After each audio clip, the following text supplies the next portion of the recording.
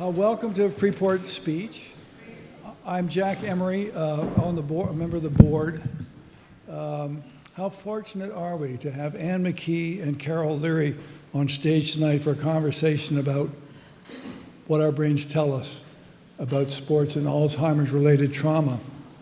You all have been reading your programs, you've been reading the screen. The only thing I'm going to repeat is to please turn off your cell phones. I am going to add a couple of things about Dr. McKee and Dr. Leary that are not in your program. Dr. McKee has been cited in 221 research articles on brain trauma, and that was as of last year.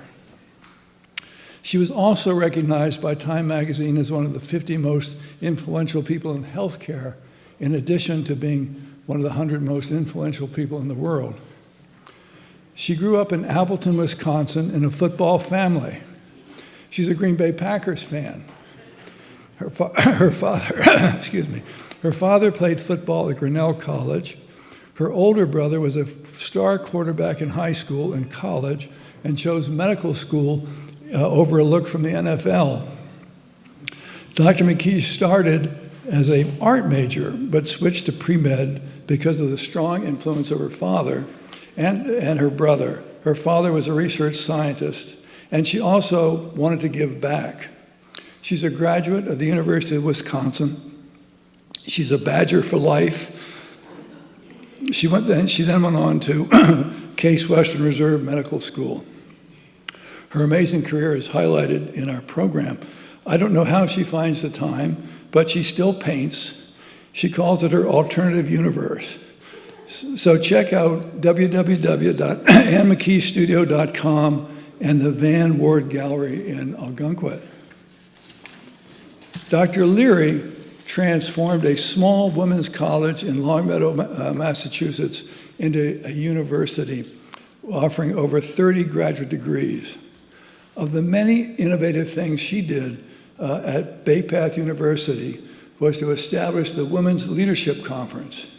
She has interviewed women leaders around the world, women like Margaret Thatcher, Madeleine Albright, Queen Latifah, yes, Queen Latifah, to name a few. And after tonight, she can add McKee to her list. McKee and Carol Leary are friends and neighbors living in Algonquin, and I can think of no better person to have this conversation with Dr. McKee than Carol Leary. Please welcome them to Freeport Speech.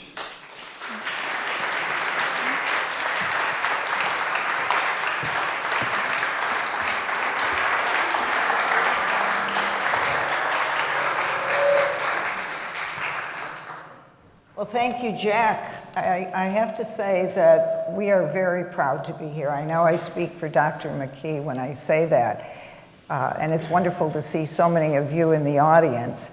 I would also like to congratulate the board of Freeport Speech for bringing these incredibly relevant topics to all of us. So let's give them a round of applause. Absolutely. And I have to thank my good friend, Dr. McKee, for being here. She's an extraordinarily busy woman, but she made time for all of us this evening. So how did I come to know this extraordinary researcher and doctor? I thought it would be an interesting minute of sharing how that happened. I'm going to go back to 2010 when I did not know her. And I was at a conference of university presidents, and I heard the president of Princeton University speak. And when she was asked at the end of her presentation, we've had the computer age, we're on to artificial intelligence, but I'm going to ask you, what do you think the next revolution will be? And she said, the human brain. Because if we can solve the issues of the human brain, we can solve ALS, Alzheimer's, autism, MS. I went immediately to the telephone, called the faculty at Bay Path and said, we are going to start a neuroscience major. And you don't tell faculty what to start, but they were very enthusiastic. And by 2012, we had one of the very first neuroscience programs for women at women's colleges. My interest started there. From there, I saw the movie Concussion. How many of you have seen Concussion? 2015, about CTE and football players. And I knew that this was a critical topic. Read about Anne, saw all of the good things she was doing, picked up the Bostonian magazine, and she had been selected, as Jack told you, as one of the top 100 influential people by Time and Bostonian in 2017. I put her on a list to receive an honorary degree, but then COVID hit. We never had that opportunity at Bay Path. But I was in an art gallery, the Van Ward Gallery in Ogunquit, and I see a painting on the wall, and I see Anne McKee. And I said to the owner, "Is that Anne McKee, the neuropathologist?" And he said, "Yes." And that is how we became good friends. So with that, Jack gave you a tiny bit of her history, and I would love to hear more about how did you ever decide to become a neuropathologist and go into brain research? Yeah, so how did I? I certainly didn't start out. I went to med school. I was following my brother's footsteps. I wanted to make it was, went through college during the Vietnam War. I wanted to make a difference. And I thought I'd be a family doctor. And then when I finished the 4 years of med school, I was still pretty undecided about where exactly to go. So I went into internal medicine, and so I did my 3 years of internal medicine in Cleveland, and one of those rotations was neurology, and I became fascinated with the human brain, and I decided, I'm going to be a neurologist. So then I did another residency in neurology, and the neurology department was led by a famous neurologist who was married to a famous neuropathologist, and she was a battle axe. She was the most difficult person to work for. Nothing we did was right, and I couldn't wait to get out of there. But after a year of fellowship, I decided, I really loved looking at those brains and understanding what people had, like watching what they were like in life and then understanding. It's like a puzzle, and I needed to know the answers, so I went back to neuropathology at Mass General, and that was the start. And that was it. Interesting, very, very interesting. In terms of your work, many of us in the audience, and I know there are some doctors and surgeons in the audience, but many of us are not in the medical field or the science field.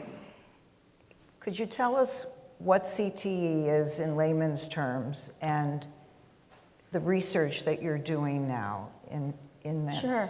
So let me just say that I started out really in Alzheimer's disease. I thought I would be an Alzheimer doctor for my life. And I thought that was my career path. And then one day, I happened to look at the brain of a man who was diagnosed with Alzheimer's disease. I do have his brain here.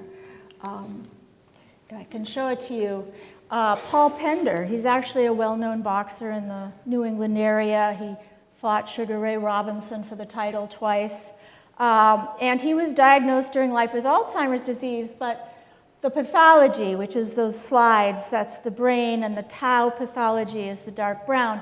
That is a pattern that is completely not Alzheimer's disease. It's something, actually, I had been looking at this point at thousands of brains, and when I saw that pattern up there, I had never seen it before, and I was enthralled. And it was so exuberant. This pathology was all over the brain, and it was doing patterns that I'd never seen before. So that was my beginning, just this scientific curiosity about about this disease, and he was a boxer, and CTE or dementia pugilistica had been known in boxers for now about 100 years. People have no trouble with the concept that boxers were being hit in the head and that those hits to the head were causing a neurodegeneration.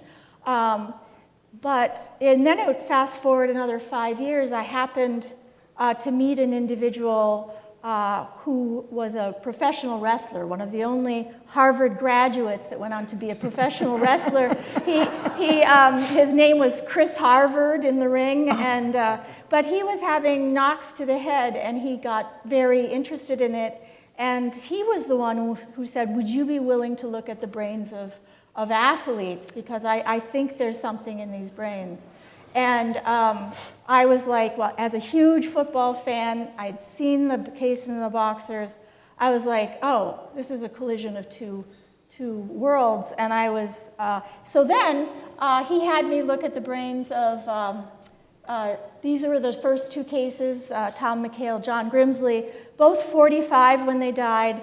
For me in neurodegeneration, to die at 45 is very young. And what I found, and they both were having problems in their early 40s. Their wives, they'd both been married for a long time to their wives. They were having trouble with multitasking, couldn't remember things. They were different. Their behavior and personalities were changing. Both of them died accidentally.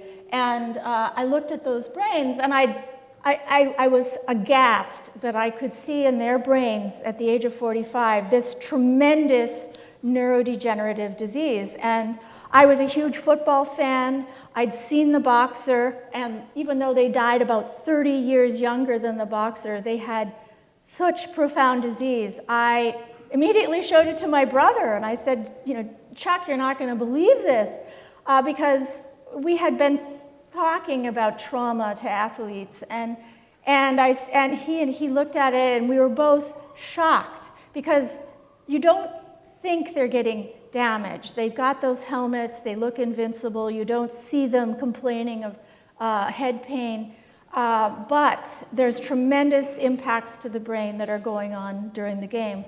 Anyway, he said, you've got to tell the NFL. And so, and that started a whole nother, I did tell the NFL, and they were very uninterested.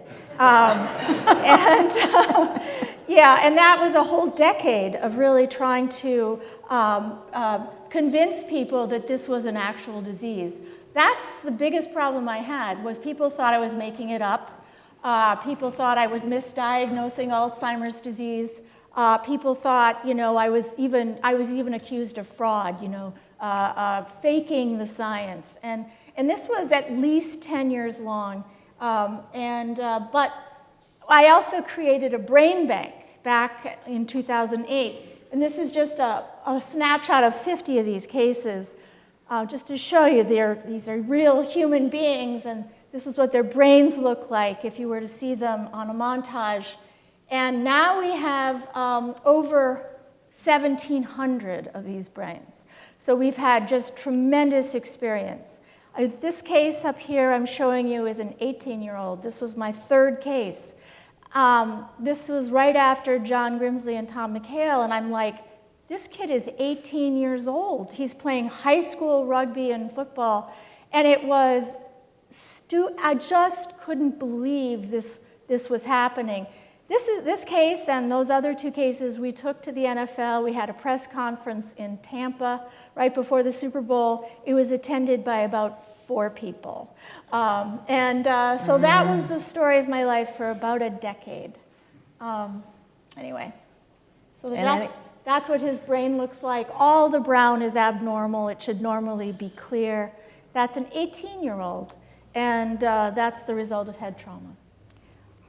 Tell us a little more about the NFL. At first, they did not pay attention. Right. So what happened that all of a sudden they did pay attention? Well, it wasn't quite like that. The NFL, when I first went to their headquarters in New York City, they were very dismissive and demeaning. I was in a room full of men. There was one other woman. She was a lawyer, but she was taking notes. And the rest of them, and I showed them, and they were like, can we get a real doctor in here? They were just, it was just, this girl doesn't know what she's talking about. Anyway, and they were very dismissive. And then I came back again to talk to the NFL, and again, the same sort of just denial and just refusal to accept it in any kind of way. And then Congress invited me to go in front of Congress, and that was actually the turning point for me, because I'd never been to Congress before.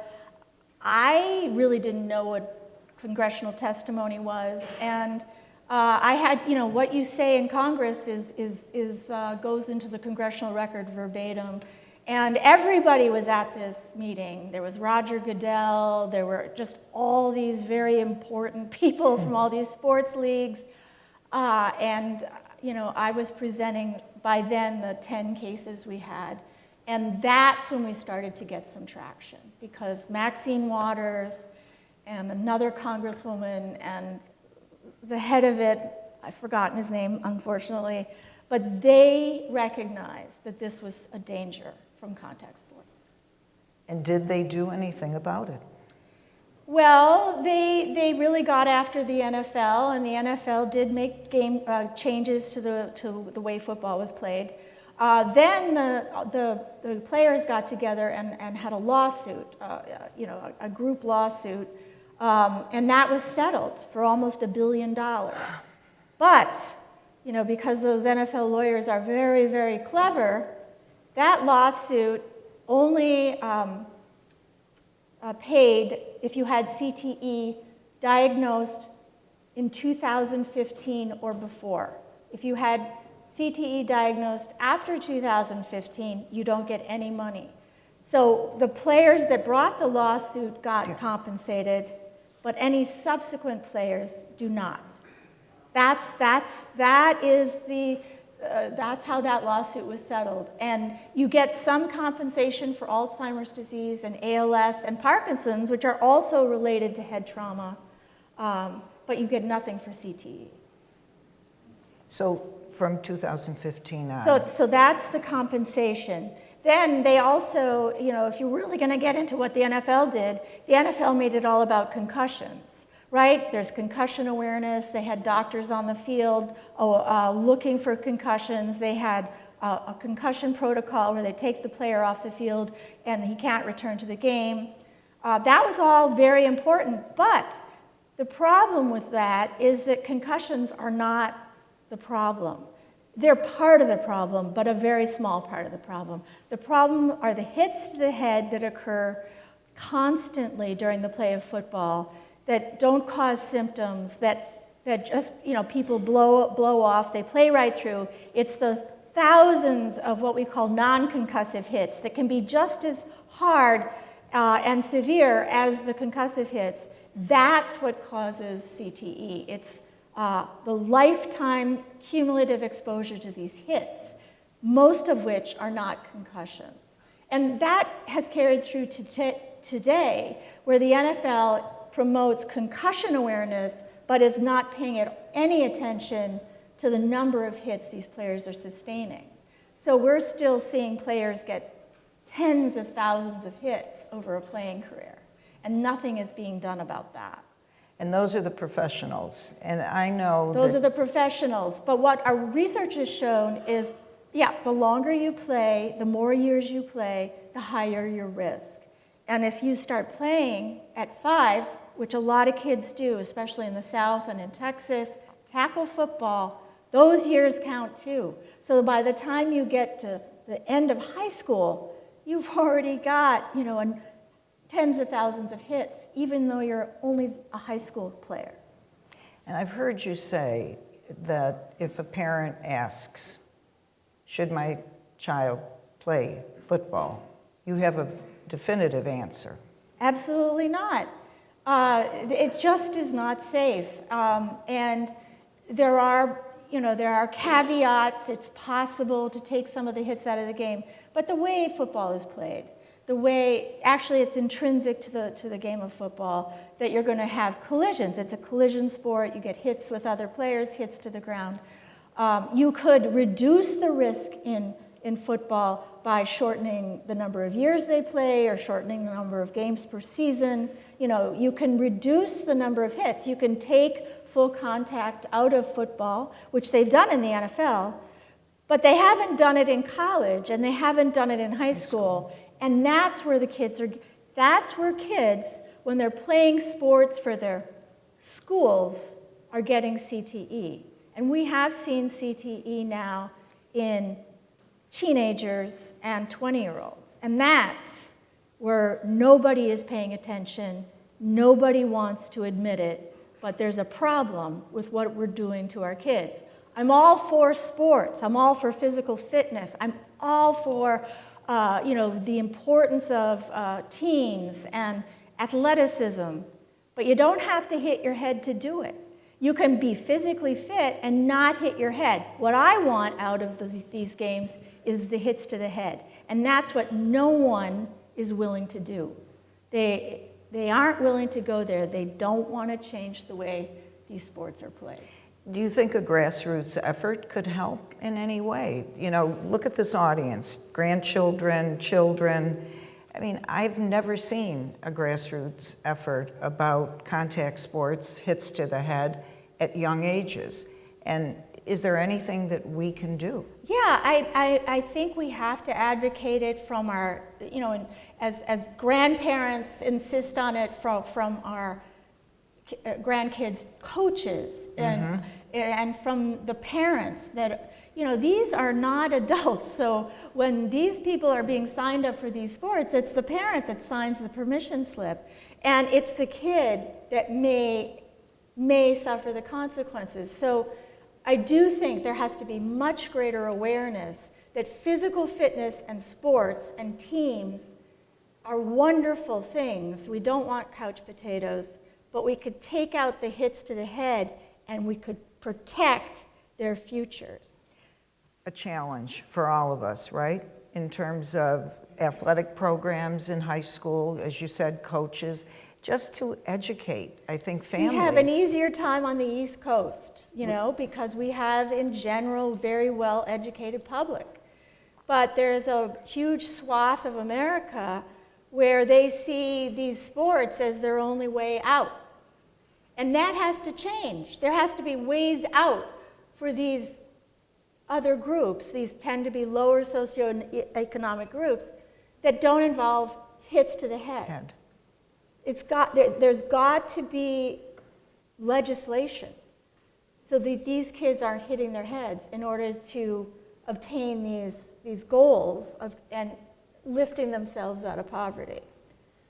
Let's go back to some of the case studies that you've had, because you've also shared with me that it really is for you a privilege to have a family donate the brain of a loved one to you. It's a huge privilege, and it's so hard to convey this work in such a short time, but I have 1,700 brains in the brain bank. Each one of those is a life. Each one of those is a tragedy. Each one of those is somebody's loved one. And let me just show you what this disease looks like. There we go. Hopefully I can show you. So I'm going to show you a video that was made by Greg Pletz's family. He's a man who played college football for the University of Texas, and he was diagnosed with dementia at age 59.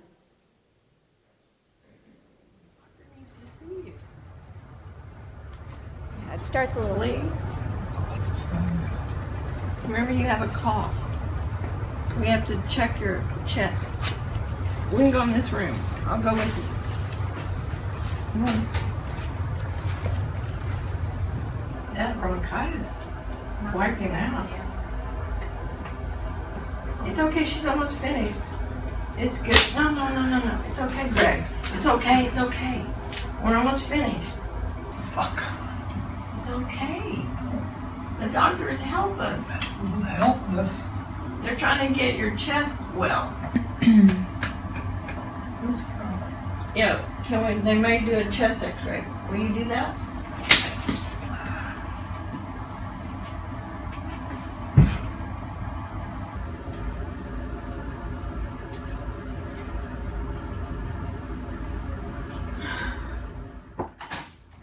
I thought that we were getting older and he was just a little goofy.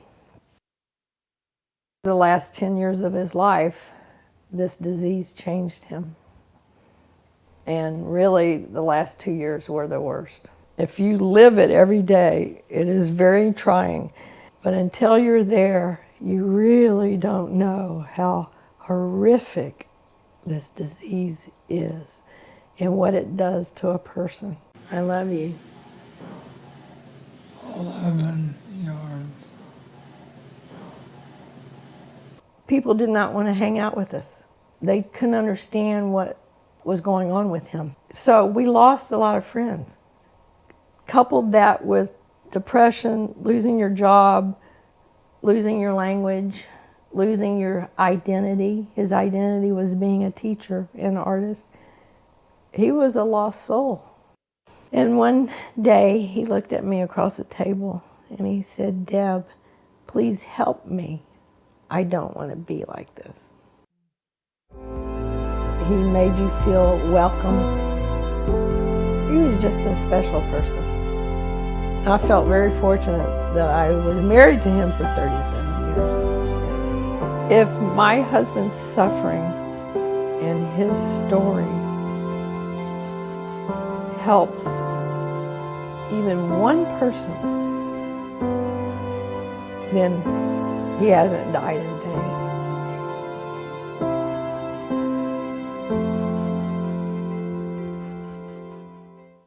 So he had very severe CTE. I'm going to show you one more video. This is probably somebody you've heard of. That's going to be the video of Aaron Hernandez. It's another player in our brain bank. Let me just remind you who he was.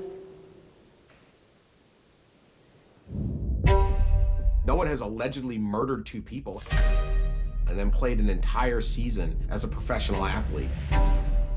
I can't wait to be free. I'm Aaron Hernandez from Bristol, Connecticut. I play at Bristol Central High School. Aaron Hernandez was a different level of athlete. He was kind. He wasn't someone who picked on other kids. He's one of the best players in America. Get him the ball. The Patriots reward him with a $40 million contract.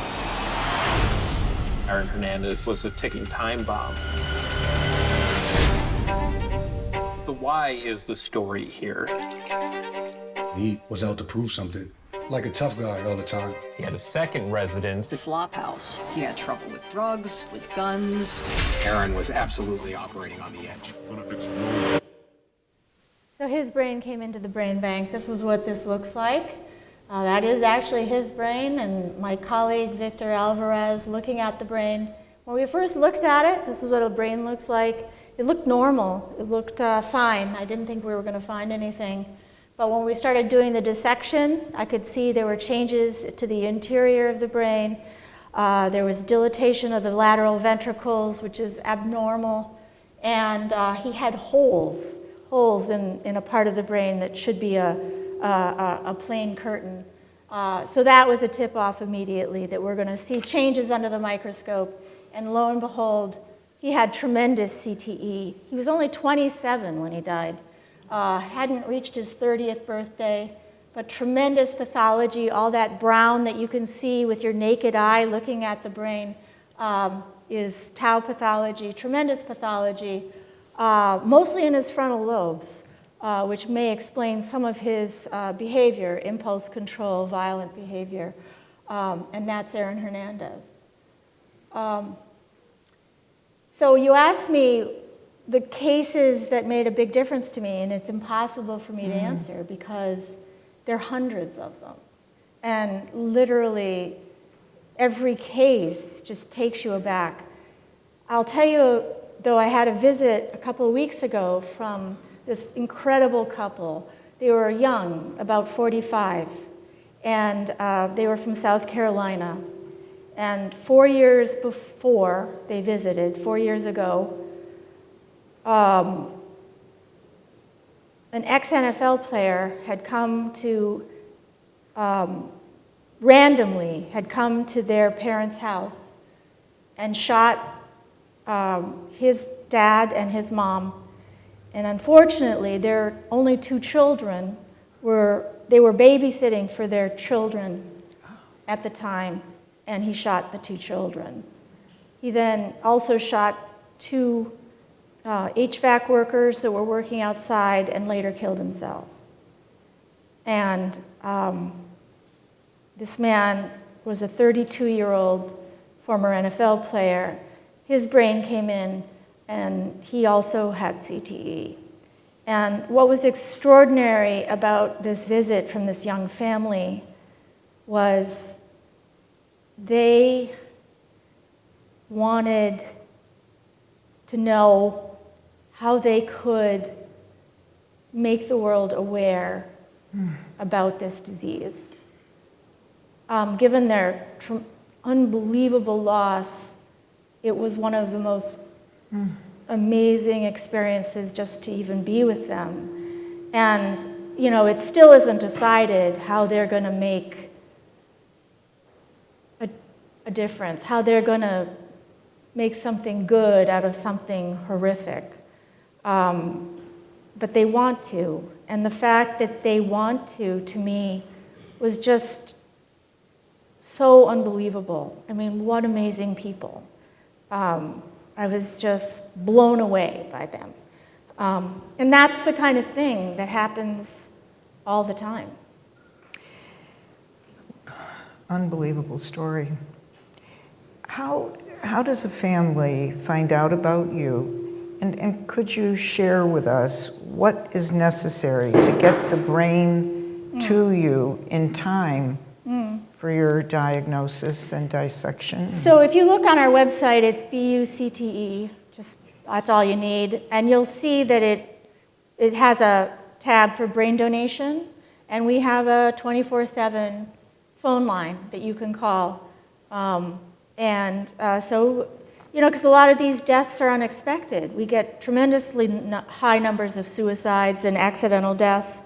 And the family can reach out and we will go into motion. We've got a team of young, very dedicated research assistants, and they will find, you know, we will take the brain and get the brain from anywhere in the US. We even get brains from Canada and sometimes from Australia, New Zealand, and the UK. Yeah, we have a whole team that just goes into motion. They're just, these kids, they're all usually just college graduates that want to go into a medical field or psychology or something. And they'll chaperone the family through this process. Not everybody qualifies, right? You know, we can't take every brain that, it depends on the condition of the brain, when the death occurred, just different aspects. But if we, these RAs, the research assistants, will help the family through the process, getting the consents.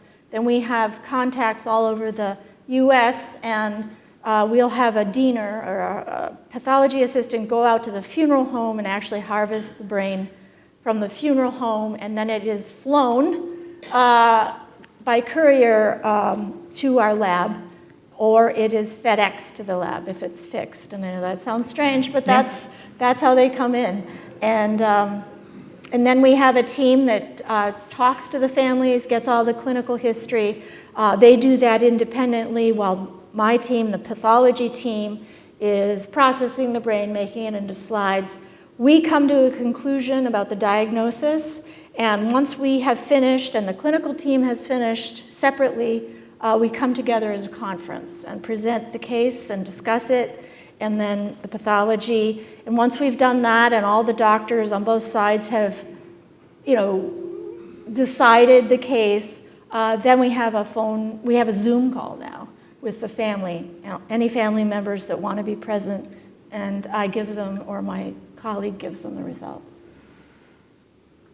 a lot of, obviously, there's a cost to this. Exactly. And much of your work is done with research grants. It's all done with research grants. No cost to the family. None of those people that are employed they're all paid for by our grants. And so that's when funding gets tough, like in today's climate where federal grants are being pulled and not honored. And I work at a VA. The brain banks are actually at the VA hospitals in Boston. When federal employees' jobs are being threatened, all of this work is very much threatened. You certainly have your challenges. You certainly have your challenges.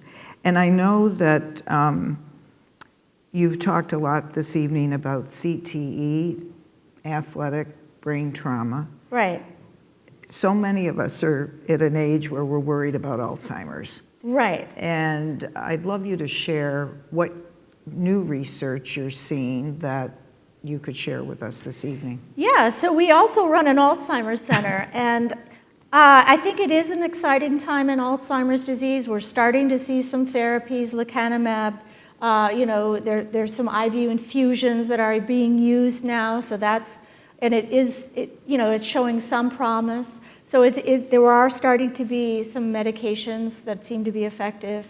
But the real overlap for me with the CTE field is that traumatic brain injury of any type, not just football types or small hits to the head, but traumatic brain injury of any type increases your risk for dementia.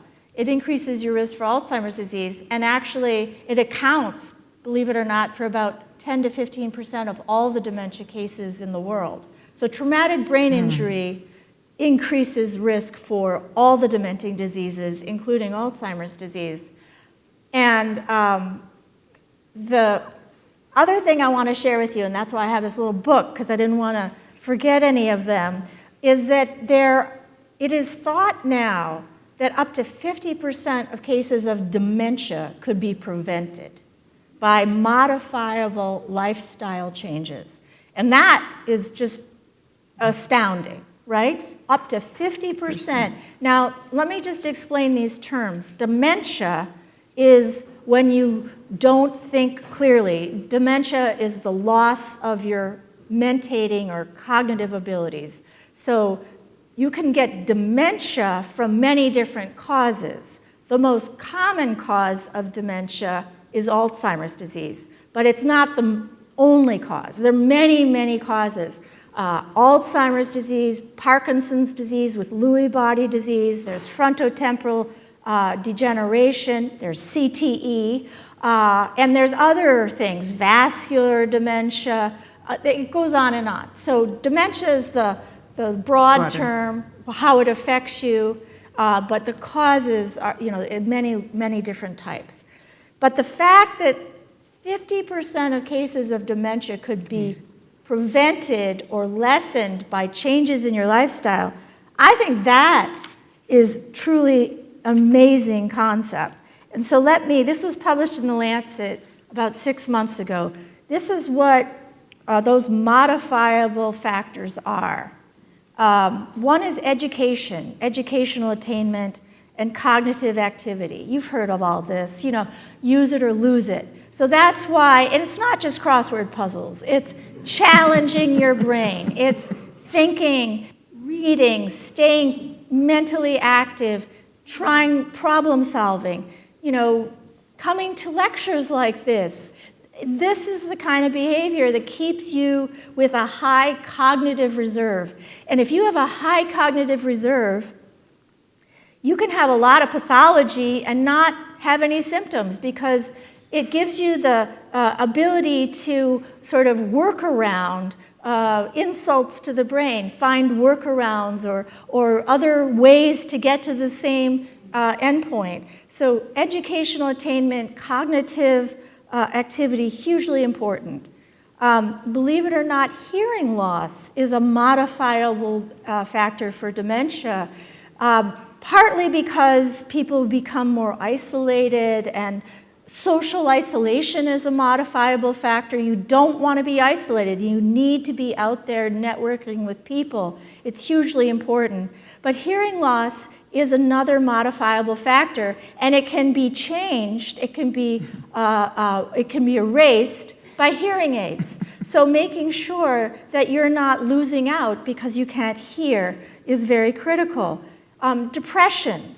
Depression is a symptom of neurodegeneration, but it can also promote neurodegeneration. So if you're feeling blue or down, see someone. There are medications for depression, and it is a risk factor. The next risk factor is the one we've been talking about, trauma. So as much as you can, avoid falls and activities where you might strike your head. Smoking. Smoking's terrible for you. It's terrible for your blood vessels. It's terrible for your brain. So smoking, you should stop. All cardiovascular risk factors, and this is a big grab bag, but it includes, being having too high a weight, having too high a BMI. Your diet, the Mediterranean diet, lots of fruits and vegetables, omega-3 fatty acids in fish, that's real, and that's a modifiable risk factor. Physical activity, staying physically fit, keeping your blood pressure under control, a modifiable factor is keeping your glucose if you're diabetic under control. LDL, that's another thing that you want to keep normal. There's medications for that. Repeating myself, but physical activity, exercise, fitness, diabetes, you want to get that treated. You want to get your blood sugar under control. Hypertension, same thing. And we are now very strict on blood pressure, much more strict than when I first started in medicine, keeping that in the normal range. Excessive alcohol. It used to be thought even 10 years ago that alcohol was good for you, that it actually lowered your risk for dementia. I don't think that's true anymore. I think it's really a risk factor, and especially if you drink heavy amounts. Air pollution is terrible for you. So if you can, what can you do? Live in a good place. And then untreated visual loss. If you're not seeing well, go see an eye doctor, cataract surgery, whatever they can do to change your hearing, visual loss. But those are things we can do. Those are things you all can do and take home with you. And I would be very serious about it. I think you can make a real difference to your overall health and your brain health by following those guidelines. I recently saw, I think it was the New York Times, about a very young gentleman, very young, and you received his brain. I believe he was about 18 years of age. Right. Could you share I do want to share that, because that for me is, this is actually difficult work. It's difficult because I feel like I've been hitting my head against a wall for 20 years and not getting very far. We don't want you to get to... But exactly. Yes. But there's this feeling of, there's huge frustration. Yeah. Those awards that you mentioned, they made a huge difference. I was a pariah, and then I got those awards, and people started believing the work. Yes. I mean, it made a huge difference. The mission I can't let go of, as tired and as exhausting as this work is what's happening to our kids.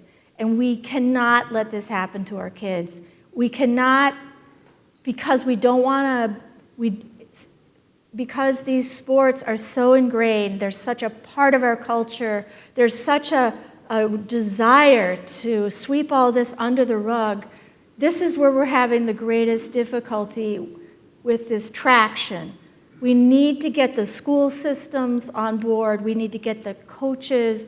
We need to get the legislature on board in terms of lowering the risk for school sports. Yeah, I wanted to show you, this is one of the last studies I'm going to show you, We put this together. We looked at all the cases that had come into the bank, people that had died before the age of 30. This is sort of my pet project ever since I started. And this is a study from 2023 that we published. At the time, there were 152 contact sport athletes that had died and come into the bank. And we looked in those kids' brains, and we found 43% or 41% had CTE. Now just think about this. Not even reaching your 30th birthday, and you've got neurodegenerative disease in your brain.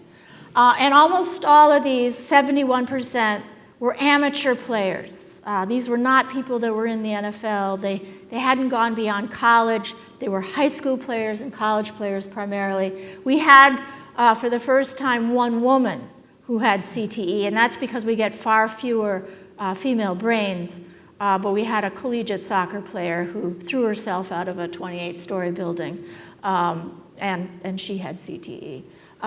So this is from the New York Times. This is the number of cases that came into the bank, the 152. This is the percentage that had CTE, 63 with CTE, 41%. This is the number of those players that were football players.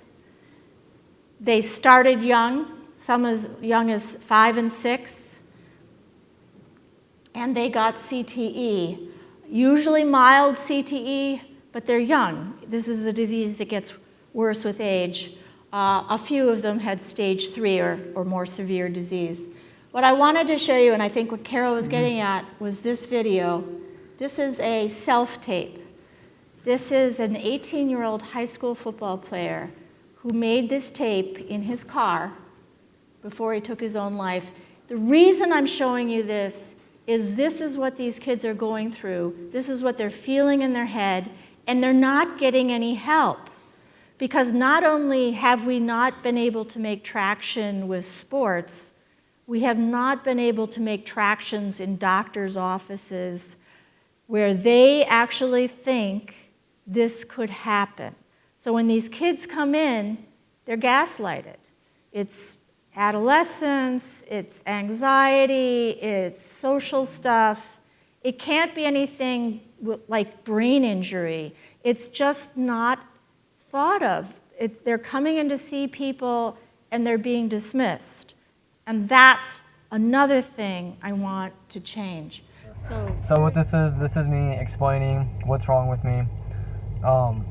I've been depressed for a long time, and I've attempted suicide twice, and this is gonna be the third time.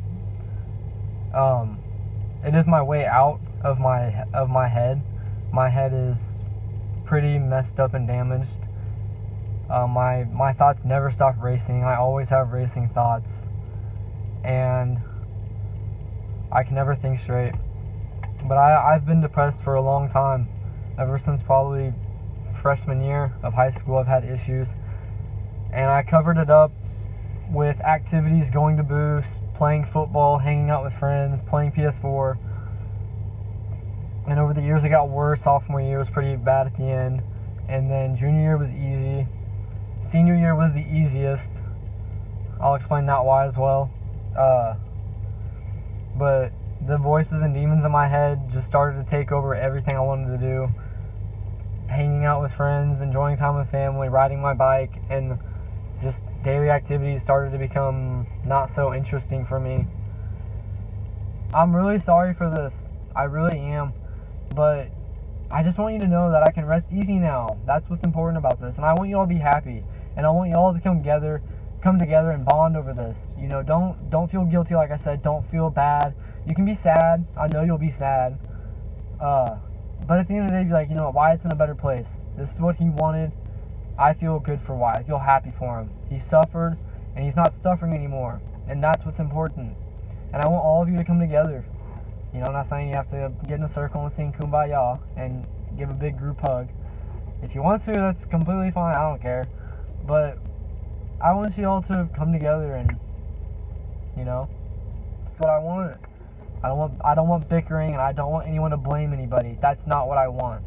I don't want 1 ounce of blame. I don't even want you to blame yourselves. Don't blame anything. just know that I'm in a better place and I'm much more happier than what I was. And that's what's important. Stop it. But yeah, he had CTE, he Yeah. was 18 That in high one, school. that one affected me Yeah, incredibly. there's so many like that. I know. And every day you're doing this work, this important work. I guess my final question, and then we'll open it up to the audience, is we obviously, many of us, if not all of us, are from Maine, and Robert Card, Oh, right. 2023. Right. And you mentioned that his brain was donated. He was a coroner's case because, Right. the accidental death, and the coroner asked for me to look at it. That's how I got the case. He did not have CTE, but he did have brain trauma, and he had very substantial changes to his white matter and to his blood vessels in a pattern that we had seen previously with blast-injured soldiers. And yeah, so I do think his brain trauma contributed to his personality changes and most likely his behaviors. But that's a very unpopular idea. Mm-hmm. Yeah. I don't want to end on a downer before we bring it up to questions from you, but there has to be in your work, and it might be with your students, some joy that you end every day with. Well, I'm very blessed to have an incredible team, and I do work. The team started out quite small, just a few people, and now it's 60 plus. And the esprit de corps, the sense of commitment, the feeling that we have that we're doing important work, that's how you get past the really low periods. And you get blown away by the tragedy, right? But then you pick yourself up and you realize these people are depending on you. Mm-hmm. These people are looking to you to change the world. And you can't let them down. Let's thank Dr. McKee for this extraordinary presentation.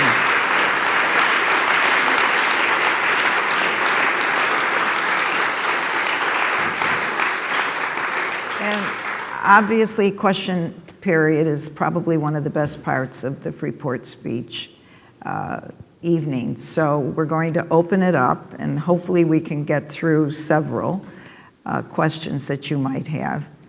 And Tom, are you standing up to ask a question?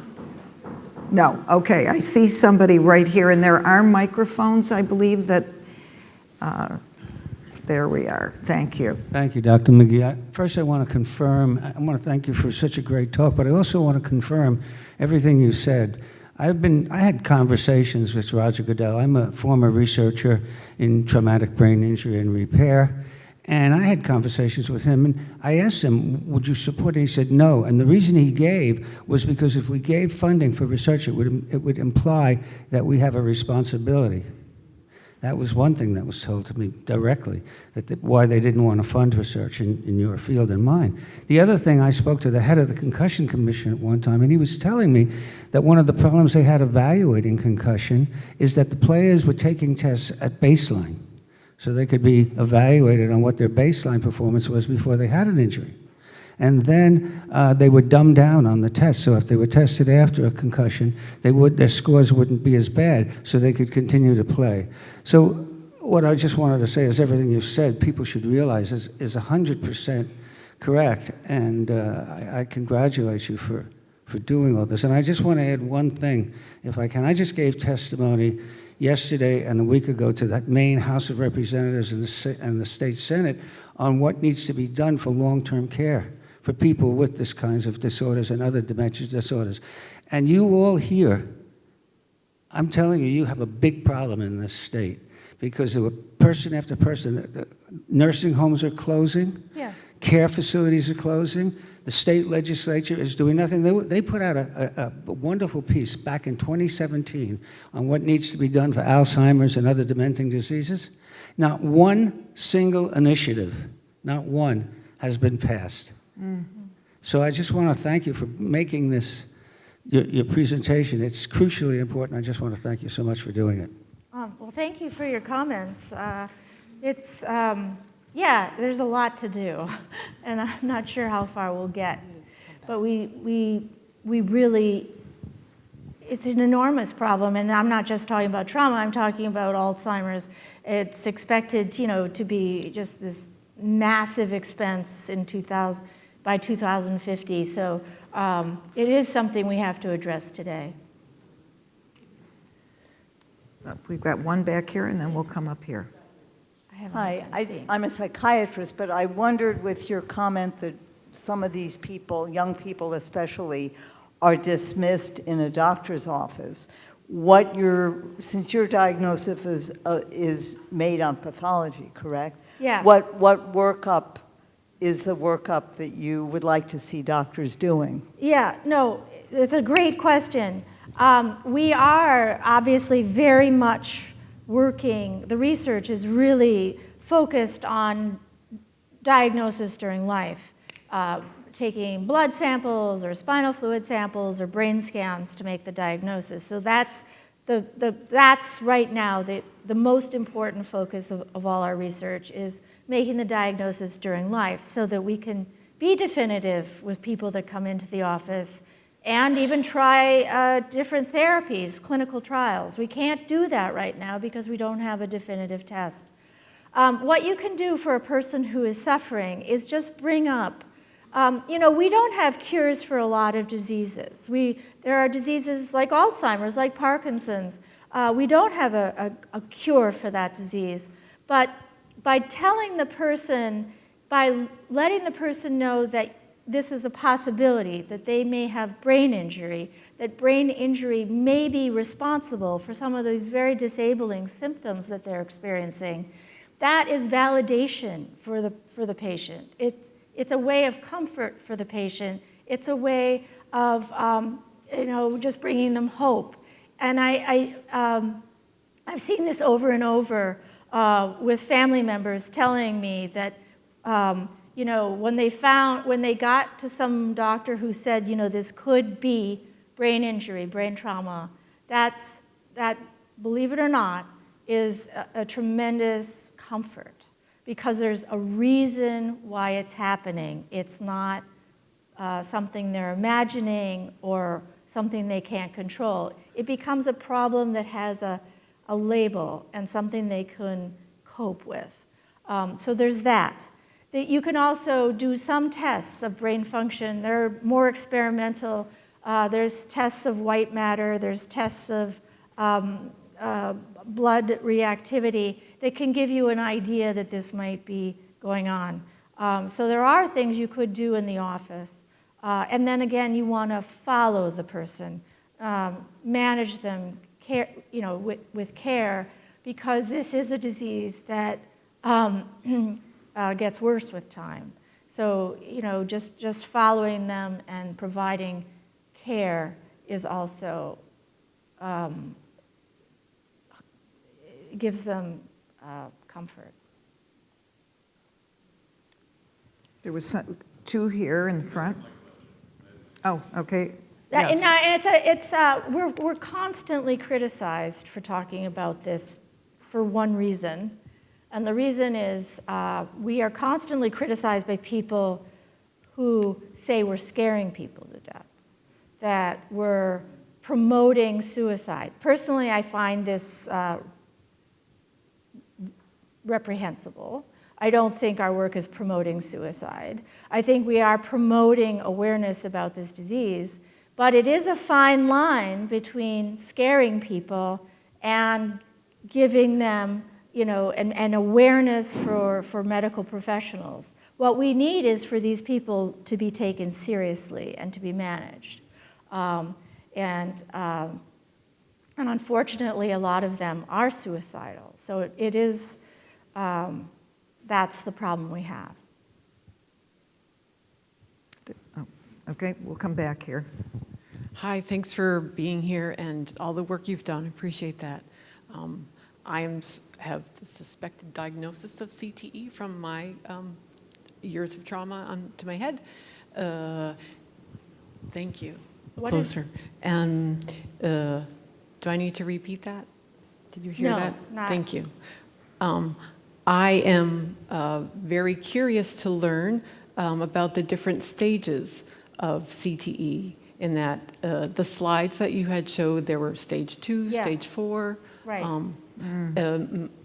My first TBI was in '82, and now it's decades later. A lot of bumps and whiplashes have happened since then, but it's now decades later that things are manifesting more, showing symptoms.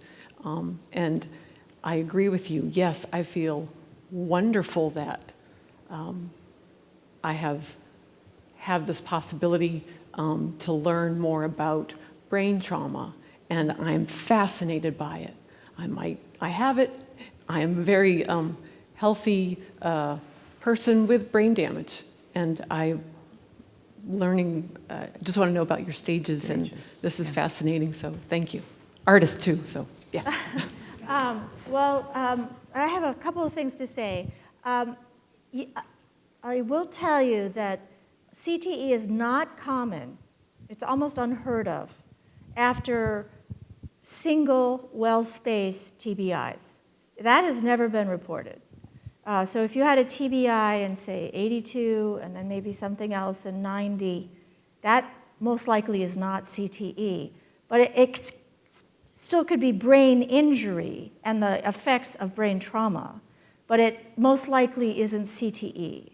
CTE is a very specific neurodegeneration that really requires very sustained hits to the head. I'm talking decades usually with these football players. So I don't know anything about your history, but I would wonder whether or not you're having persistent effects of traumatic brain injury, but not CTE, which is a different entity.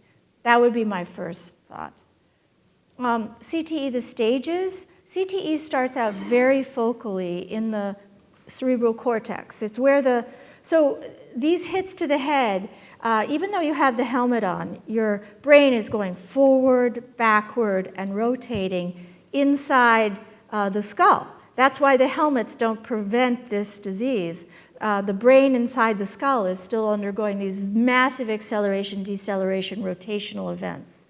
And it's these events over time that result in CTE, not so much the knocks, the head trauma, the severe knocks to the head that cause loss of consciousness. That's not what causes CTE. It's rather these acceleration, deceleration injuries. So the parts of the brain that are damaged with CTE tend to be the frontal lobes of the brain. Those are the most susceptible to these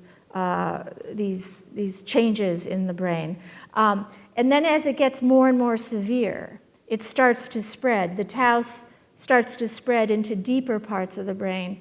Once it spreads into areas that control memory and learning, that's what we call stage 3, or severe CTE. It starts out very focally in the cortex, and then it spreads deeper and into the brainstem. And that's when you start to get memory loss and dementia.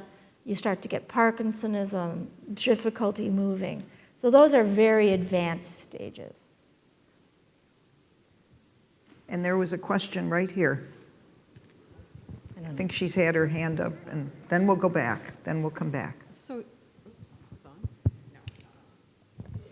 oh, there we go. Your data are so compelling. It makes me wonder, do all people who had repeated brain trauma injuries get CTE? And then, if not, why not? Is there something, you must be studying why, how is it that some people don't have this happen? Right. And again, let me just say that we see CTE in people who've had substantial exposure, right? Years of exposure to these very particular types of injuries. What was your question again? The question is then why doesn't everybody get it? Why? So first of all, most people don't sustain these injuries. That would be number one. They don't have the exposure. It's in fact, for football players, it's every year of play, every 2.6 years of play doubles your risk. So, it's boxing, it's football, it's ice hockey, it's rugby, it's wrestling, it's soccer. But for the average individual who has a concussion here or there, it's not a problem. But so some of it's just the length of play and the level of play. But then there's genetics, right? There's some genes that seem to prevent this disease, and we're working on them. There are some inflammatory genes that seem to, if you get those genes, it seems to be a lesser disease. And there are other genes like ApoE4, which is also a risk factor for Alzheimer's disease, that if you get that, you get less severe CTE. And we're starting to discover these genetic changes now that we have thousands of individuals. It takes really huge numbers of people affected to start to see the genetic signatures. And then there's things like cognitive reserve. People that are highly educated, use their brains. Even if they get a little CTE, they don't experience the symptoms. That's true with Alzheimer's too. You can have Alzheimer's disease, pretty substantial Alzheimer's disease, but if you're high functioning, you may not have many of the symptoms or any symptoms. So that's, cognitive reserve. And then there are probably other environmental factors that play a role. If you have vascular disease, if you have small strokes, we know that makes it worse. If you have, I can't think of any others right now, but if there are other exposures, other comorbidities that can make it worse. And a lot of times we have gotten brains from people who don't think they had it and they have it. So sometimes it's just that they didn't have the symptoms. And there was a question here. Hi, thank you very much. It's just so interesting what you're talking about. One of the things that I have heard is that CTE cannot be diagnosed until somebody dies. That's true. And if that is true, when you talk about the different stages of CTE, how do we know and how do we diagnose things that are apparently easier to diagnose, like Alzheimer's? And how does one know the difference? So Alzheimer's disease, in the last 10 years, we've been able to diagnose that pretty accurately with blood tests and what we call PET scans for amyloid. So we put a dye in your vein and it lights up these abnormal deposits in the brain that are characteristic of Alzheimer's disease. We also have blood tests and spinal fluid tests, and they diagnose Alzheimer's disease with about 90% accuracy. But that didn't used to be the case. When I first started, you had to have an autopsy to know if you had Alzheimer's disease or not. So we've come a long way with Alzheimer's disease. And once we get those tests, we can start to use therapies, clinical trials for different therapies to see if those tests improve. And that's what we're doing in Alzheimer's. So we have beginnings of drugs for Alzheimer's, and we can monitor whether they're working by repeating the blood tests or repeating those amyloid PET scans. What we're doing in CTE is we're doing the same thing, but we're just not as far along. We're doing those same blood tests. We don't get amyloid in CTE, we just get tau, but we're doing those PET scans for tau. And they're looking very good, but they're only very good in advanced CTE, where you have lots of deposits in your brain. We need to get better at and more sensitive at these early stages where you only have small amounts of the tau. And that's happening, but it takes years. Part of the reason we're having trouble diagnosing CTE is because we're using the same tests that we use for Alzheimer's tau. And it's not the same as CTE tau. So we need chemists to develop better markers and then to use those markers in the clinic. And we're doing all that. It's just that it takes years and years and lots of money to get this research done. So I think we'll be there. I think we will be able to diagnose CTE in the clinic in the next 10 years. I hope it's sooner than that. And what I'd really like to see is CTE diagnosed early in these kids, so that we can change their behavior. Maybe they stop playing sports, and also so they don't get further injuries that may provoke it from getting more severe. I think that's what the real holy grail is here, is diagnosis during life and early diagnosis. Another question. Do you think all these biomarkers are marking the product of the disease or the cause of the disease? Well, I think the cause in the case of CTE is trauma. And trauma causes tau, this protein in the brain, to fall off its scaffolding inside the cell, and it builds up as this toxic element in the cell. So tau is the disease, and as far as I'm concerned, if we could eliminate the tau, we would probably prevent a lot of the symptoms of the disease.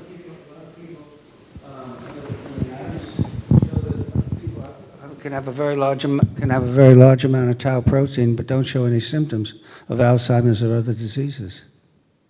Well, we have shown in many studies that the amount of tau in the brain correlates with dementia. So, and it also correlates with some of the other behaviors. So we've looked at hundreds of cases of CTE and made determinations that the symptoms are directly related to the amount of tau. There always may be a case or two where they are able to withstand quite a lot of pathology without having many symptoms. But if you look at the group, if you look at hundreds and hundreds, the tau is predictive of symptoms. Any other questions? Oh, yep, right here up front.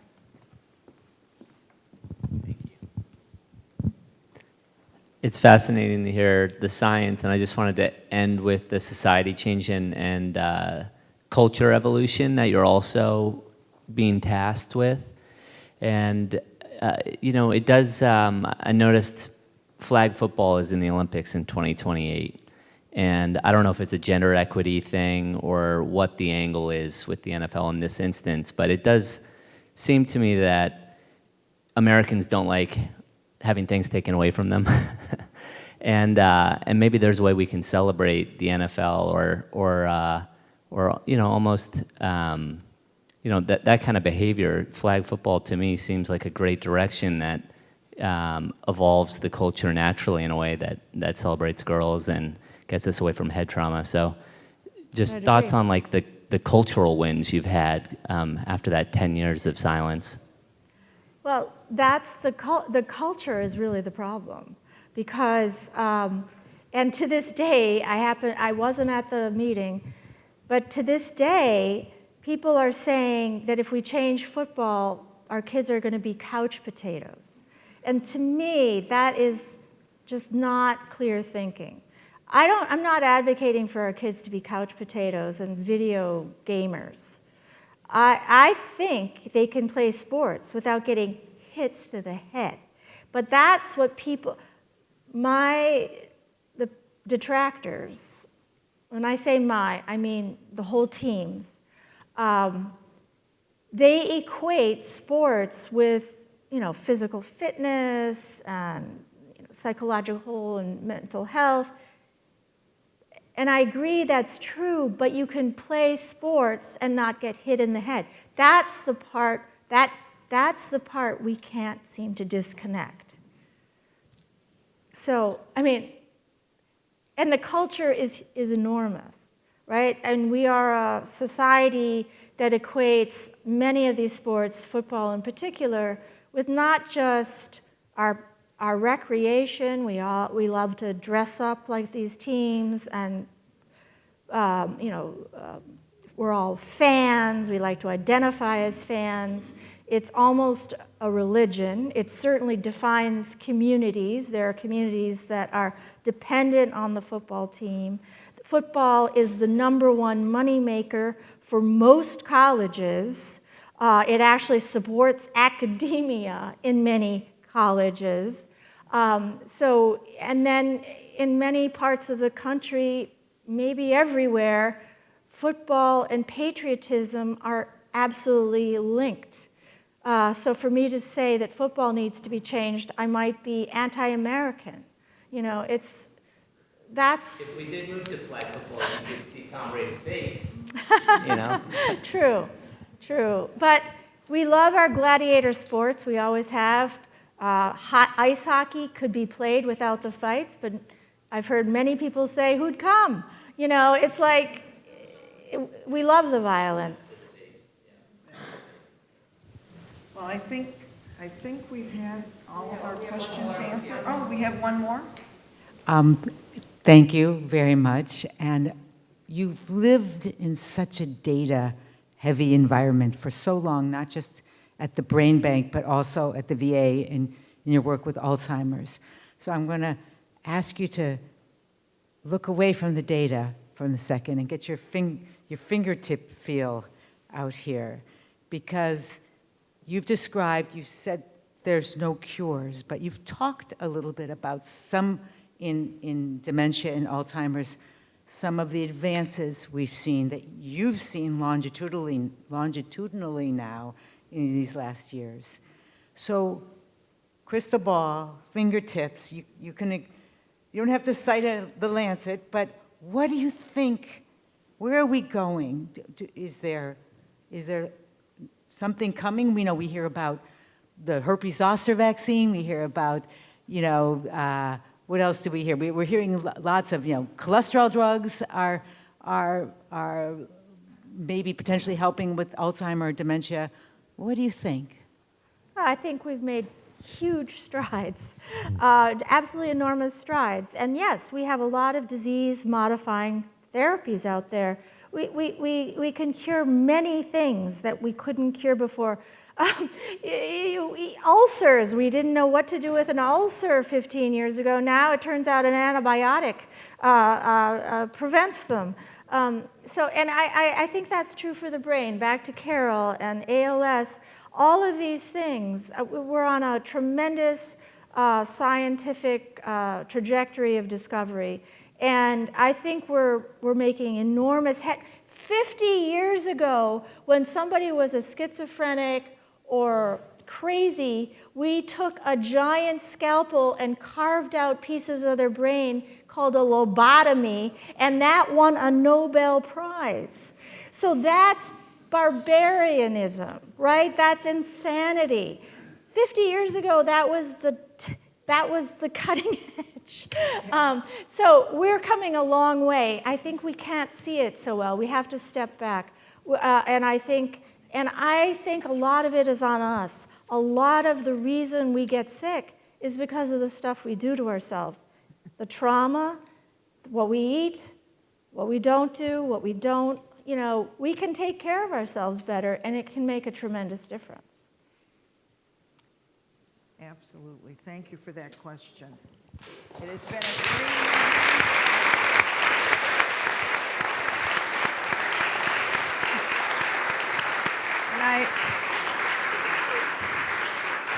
I know I speak for every... Carol. Oh, one more? One more. Okay. It's a two-part question, Ann, or really two questions. The helmets that we now see changed in the NFL, and evidently in practice, everybody is wearing those helmets, and more players are wearing them. Is that a joke, or is it real? There's a lot of conflicting data about those caps, the Guardian caps, yes, or some people call them the mushroom helmets. If they do help, it's a small amount, and it's probably another Band-Aid on a much larger issue.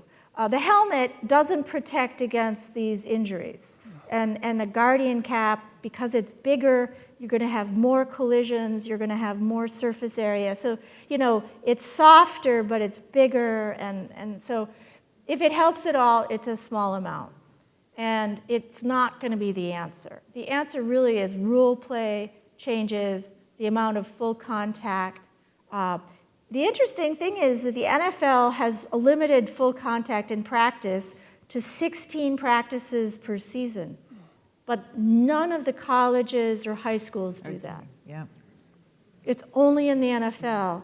And I think a lot of these people are coming into the NFL with the early stages of CTE. I don't think it's all in the NFL. I think I've seen it starting much earlier.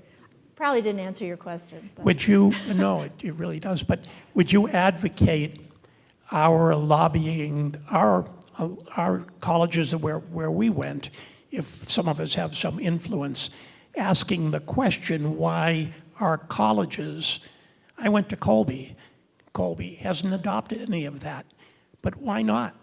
Why not limit the number of contact practices? Absolutely. Absolutely. Take the helmet off in practice so that they aren't hitting their head. It can be done, but there just hasn't been a groundswell to do it. Well, I, for one, tomorrow will be contacting the president of Colby and the athletic director with that suggestion. And the other point I'd like to make is that the NFL is very aware of their breeding ground for their players. So they promote in South Carolina full contact tackle football for 5-year-olds, Pee Wee football. I mean, they promote because that is the conveyor belt. And so there's a lot of promotion for these kids' sports that should be changed. And part of that problem is the tremendously inflated salaries that these kids are willing to sacrifice their lives because of the possible payoff. The second question is really about your funding. And have you been affected already? And what will happen to your effort if funding is withdrawn? If the funding is withdrawn, it'll stop. Everything will stop because I can't pay all the people in the lab and all the people, do it. It takes a huge number of people, and all their salaries are paid by grants. I have employees, and those employees are paid by grants. That's how I pay them. And everything that's happening at the federal level threatens all of science, not just my science. Cancer, infections, tuberculosis, measles. It's appalling what's happening. It could be devastating. And the number of lives that might be lost, it's inconceivable how damaging it could be. So I guess I'll be writing a letter tomorrow as well as making a phone call. Thank you, Ann. Thank you, Carol. Thank you.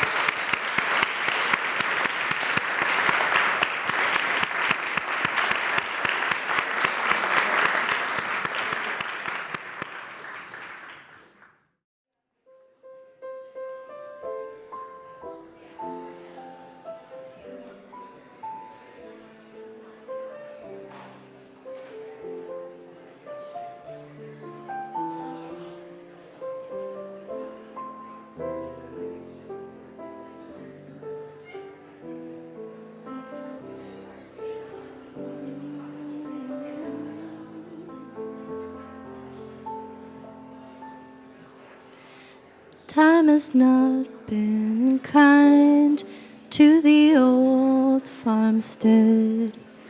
Most have forgotten how the old-timers lived. These trees once were pasture, and the walls that mark the land were built stone by stone from a working man's hand. There are apples for pressing, grapes for the wine, all around the hillside, wild roses on the vine. When many years have passed, I will look back and say how I long to return to the good old days.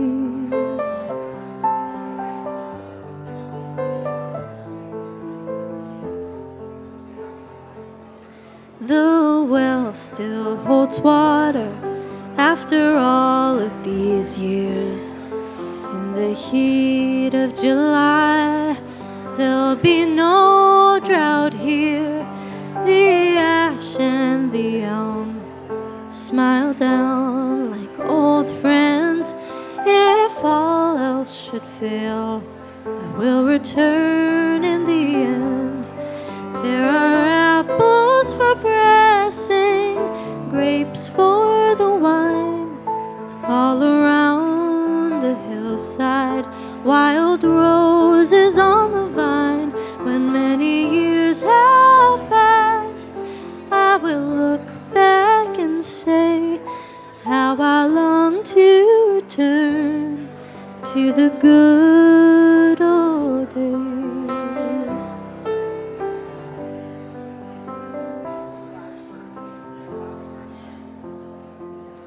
The barn took to rot, the foundation laid bare. Just by looking, you never know. We lived there for years. A man can lay brick, a man can bury gold, but time sinks like lead. We all must grow old. There are apples for pressing, grapes for the wine, all around the hillside, wild roses on the vine. When many years have passed, I will look back and say how I long to return to the good old days.